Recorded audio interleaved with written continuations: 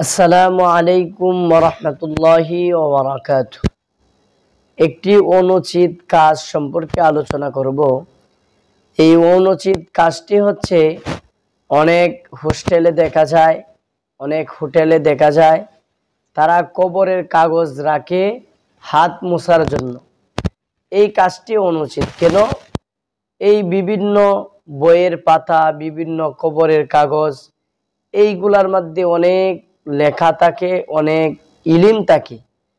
তো ইলিম কে হাতে মুছে ফেলে দেওয়া, অনেক বই ধরেন 1 থেকে 9 10 পর্যন্ত যত বই আছে, অনেক বইকে চিরে চিরে তারা বাংলা টিস্যু বলা হয়, এটাকে বাংলা টিস্যু বানায়, ওইটা দিয়ে মানুষে হাত মুছে ফেলে দেয়।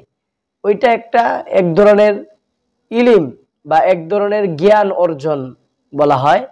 এই এক ধরনের জ্ঞান অর্জনের একটা পৃষ্ঠাকে মানুষে হাত মুছে ফেলে দিবে, এটা যেমন কেমন জানি বেয়াদবিমূলক হয়ে যায়, কেমন জানি এটার সাথে একটা অন্য খারাপ আচরণ হয়ে যায়।